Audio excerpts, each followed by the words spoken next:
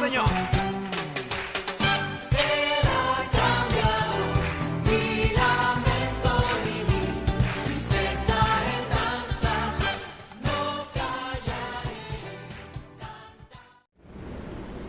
Buenos días, hermanos, es una bendición estar siempre en la casa de Dios compartiendo la palabra. Espero que esté teniendo un muy buen día, bendecido. Está soleadito, así es que hay que aprovechar.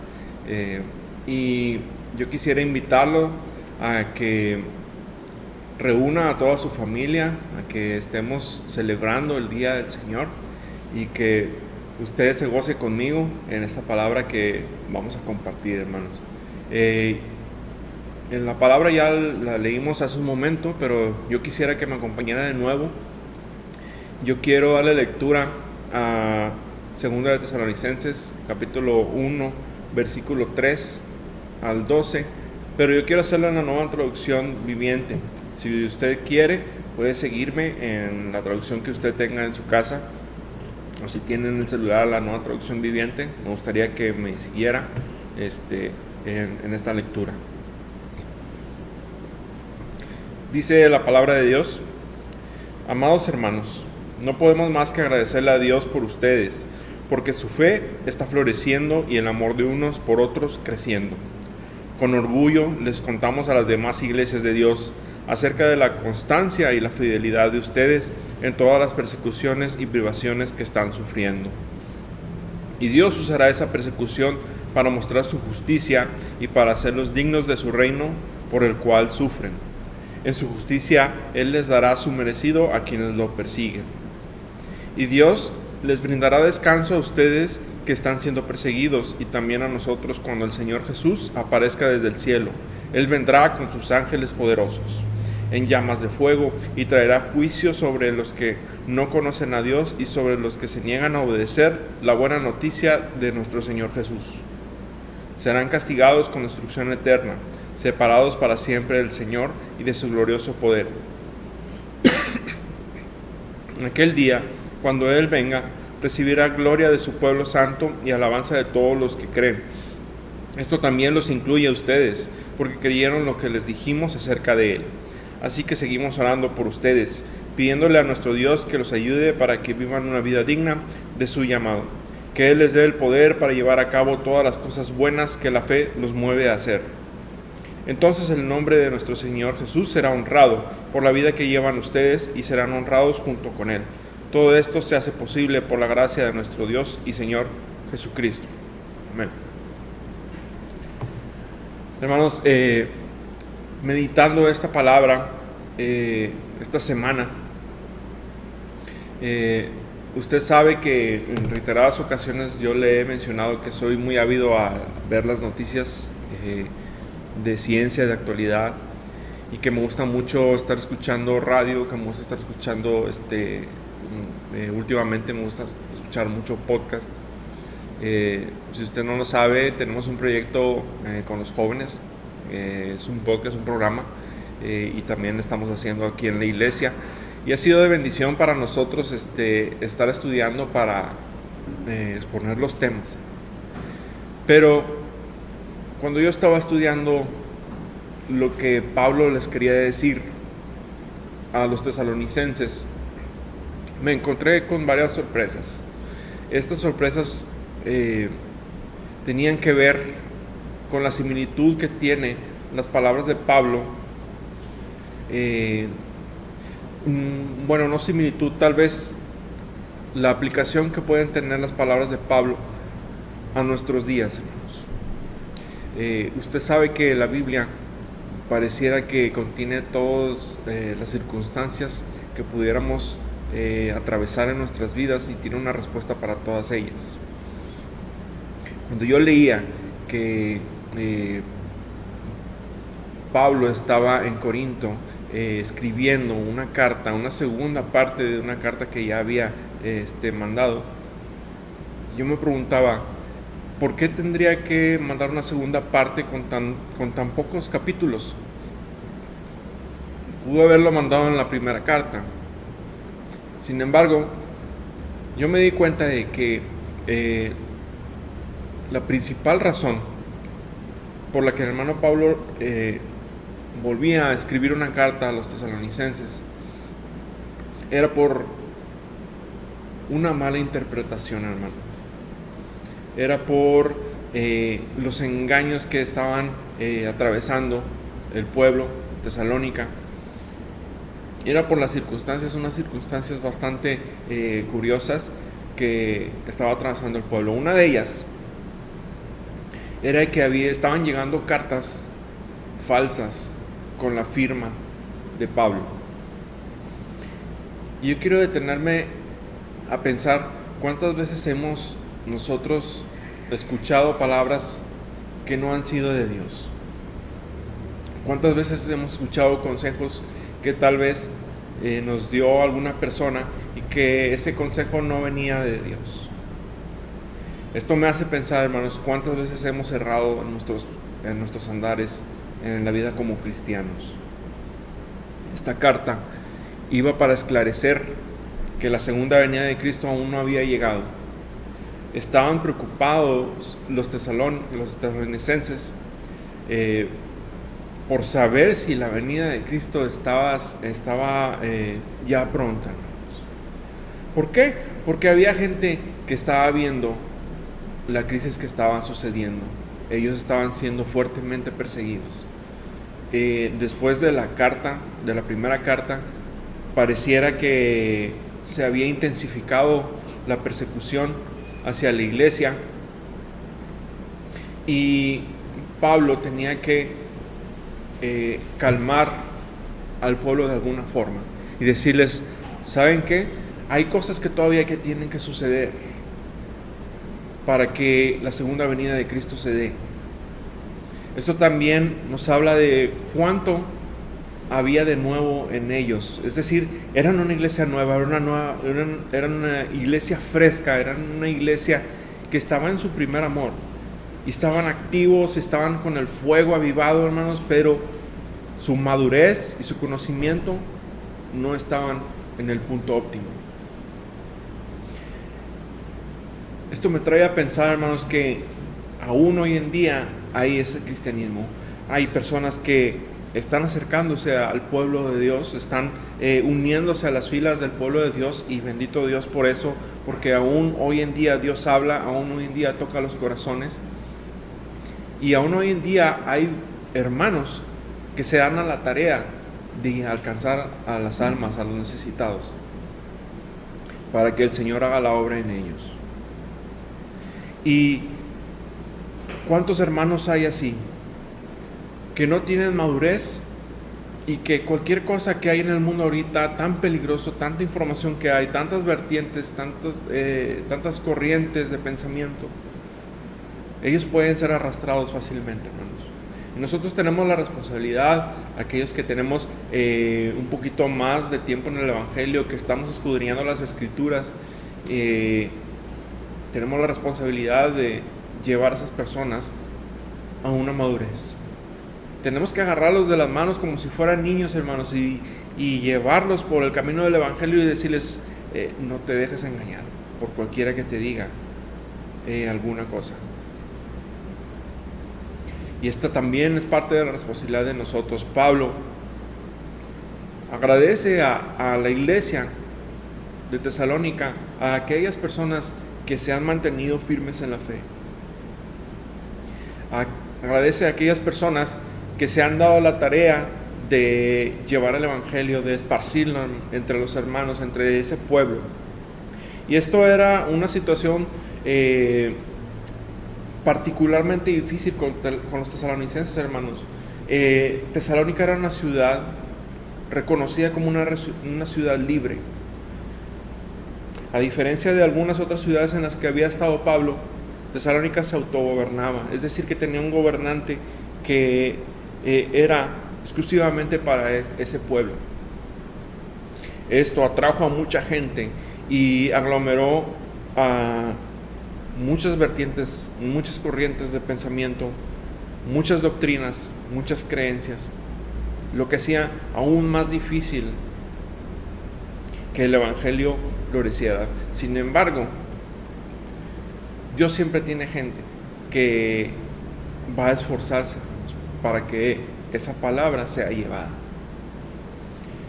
Hoy en estos días que estamos en crisis, que estamos teniéndonos que quedar en nuestra casa y que estamos saliendo poco a poco, yo he visto, hermanos,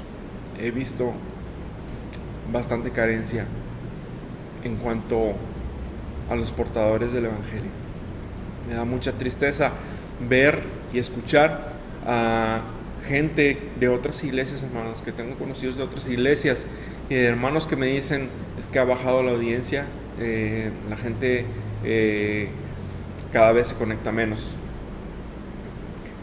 Las gentes que uno que pensaría que serían fieles todo el tiempo a la iglesia se están alejando y otros están viniendo, otros nuevos, que Dios siempre tiene gente. Y esto me hace pensar que muchas veces la madurez en el Evangelio no está en el tiempo en el que hayas vivido, sino en el tiempo en el que hayas tenido una relación profunda con Dios, en el tiempo en el que has escudriñado la palabra, en el tiempo que has descubierto entre esas palabras qué es lo que Dios quiere para tu vida, porque el principal método de Dios para hablar a tu vida es a través de la palabra de Dios, que la tenemos a la mano. Claro, hay muchas formas en que Dios puede hablarte en sueños, Dios puede hablarte en profecía, pero pareciera que está menguando esa voz, hermanos, y realmente no es Dios quien ha estado dejando de hablar a través de la profecía, ni a través de los sueños, ni a través de las videncias. Somos nosotros que nos estamos alejando de la espiritualidad que deberíamos de tener. Eso es bastante grave, hermanos, porque ¿cómo vamos a tener discernimiento para saber si una persona nos está diciendo una mentira o una verdad? Los tiempos se ponen cada vez más peligrosos. Hay gente hay cada vez más gente, que está predicando, que está haciendo con facilidad público, llevando tal vez un poco de la palabra de Dios, pero entre esa palabra de Dios, humanismo, entre esa palabra de Dios, autosuficiencia, que hoy estamos viviendo. Parece que es el boom de la autosuficiencia. Incluso he visto pastores que se dedican a decirle a la gente que ellos pueden cumplir sus sueños, que Dios puede cumplir sus sueños. Sin embargo, nosotros estamos bajo la voluntad de Dios. No, Dios está bajo la voluntad de nosotros. El hermano Pablo agradece al pueblo de Dios por estar firme en el Evangelio, por estar firme en la doctrina que ellos habían recibido de él, aún siendo atacados, aún siendo perseguidos, hermanos. Y tal vez en este momento no estemos siendo perseguidos, tal vez en este momento no la tenemos tan difícil en este país, que hasta el momento tenemos libertad de culto, tenemos libertad de expresión. Sin embargo, cada vez se pone más difícil, cada vez las redes sociales tienen más autoridad sobre las palabras que nosotros decimos o que podemos decir. Y hay que estar atentos a eso, hermanos. Hay que estar atentos al tiempo que estamos viviendo. En el versículo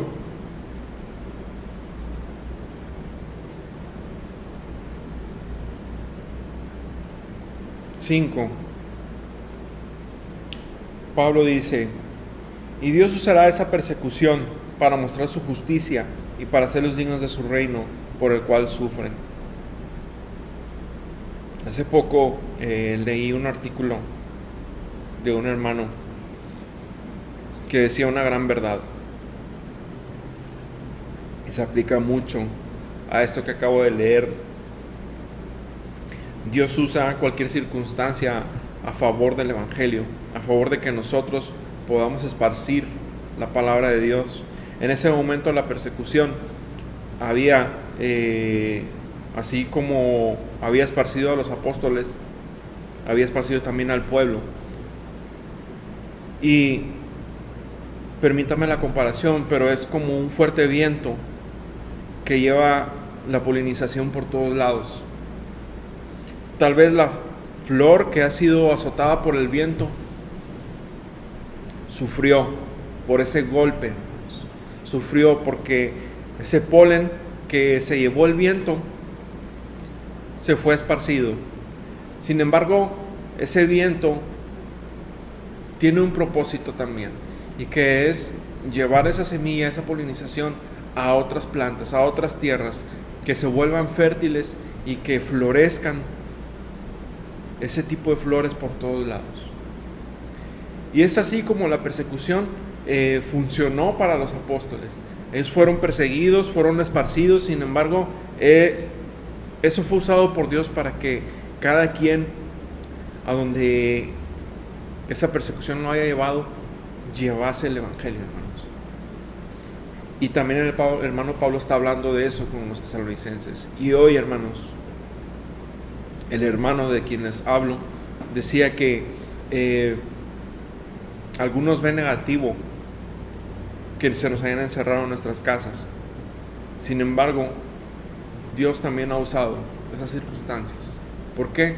Porque tal vez el templo se cerró, pero la iglesia se está multiplicando.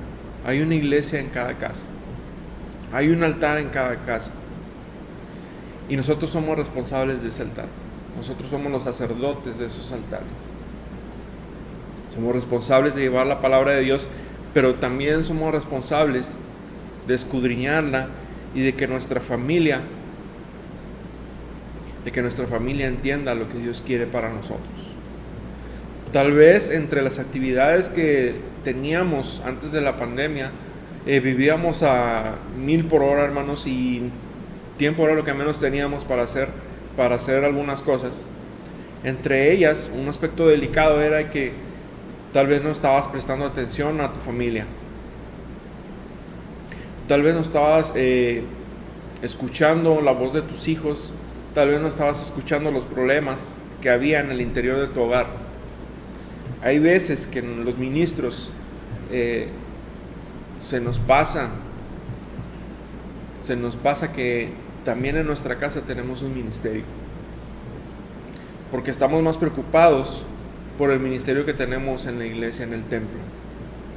Sin embargo, si no estamos bien en nuestra casa, hermanos, nuestras oraciones van a llegar hasta el techo.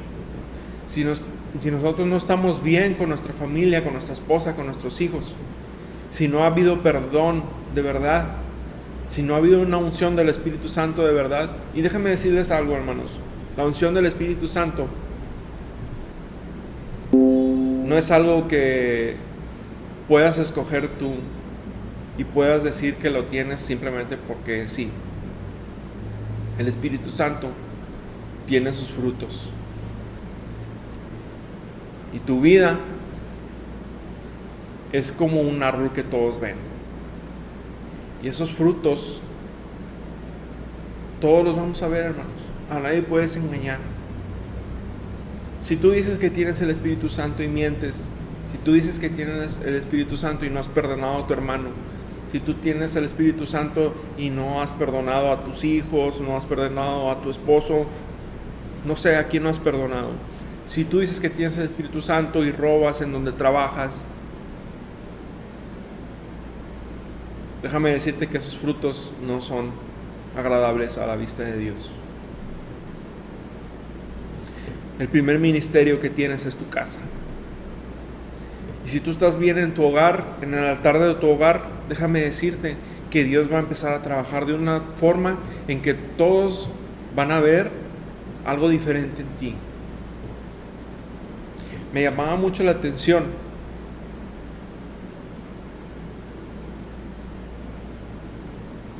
en una palabra que dice el hermano Pablo,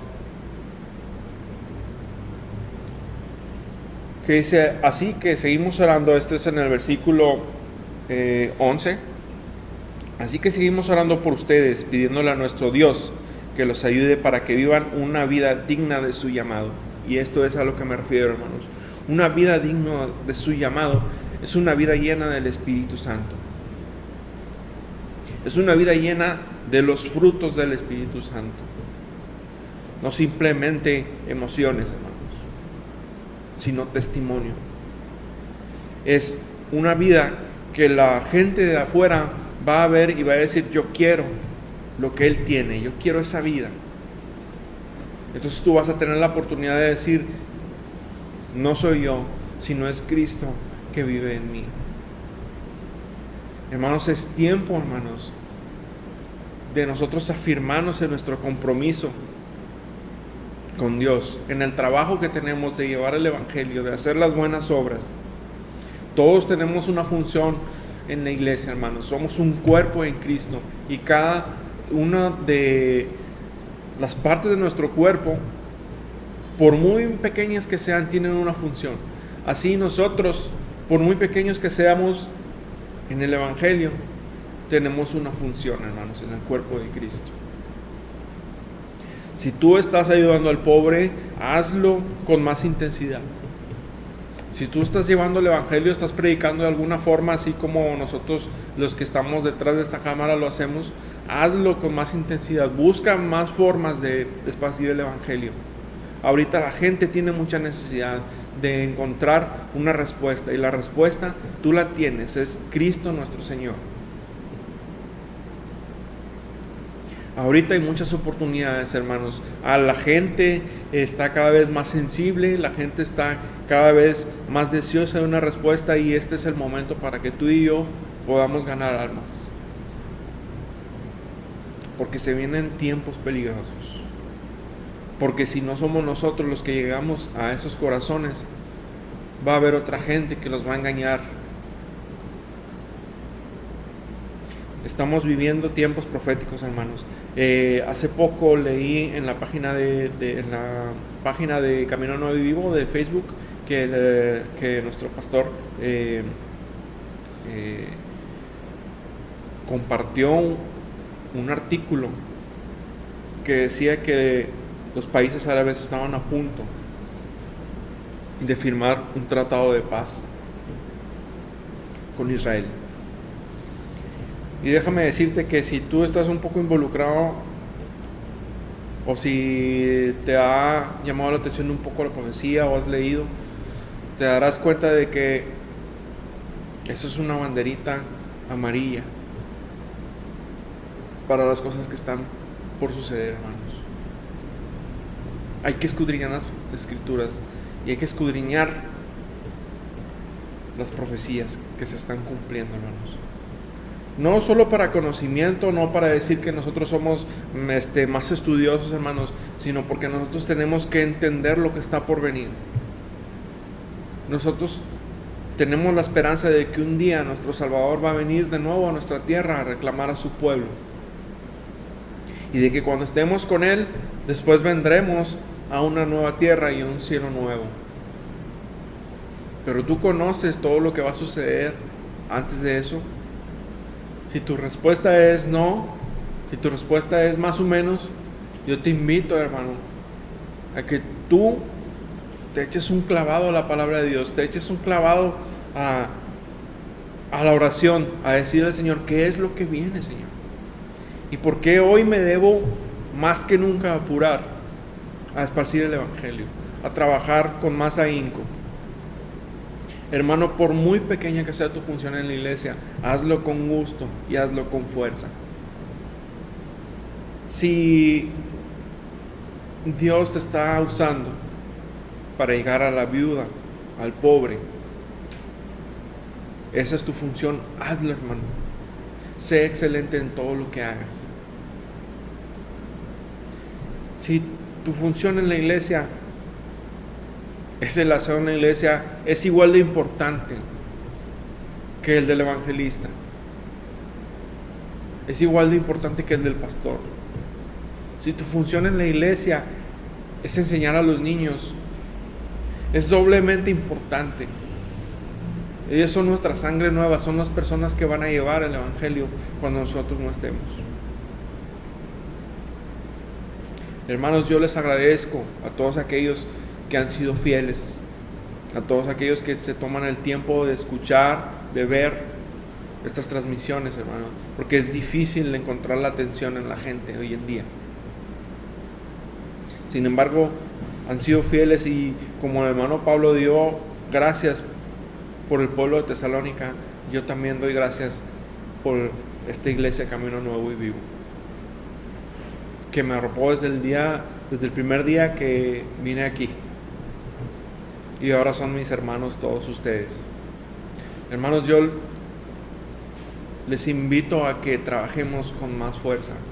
Les invito a que sea lo que estemos haciendo, por muy pequeño que sea, lo hagamos con alegría, lo hagamos con pasión, hermanos, porque todo el trabajo que hacemos es para Dios, y Dios se merece lo más excelente que nosotros podemos dar.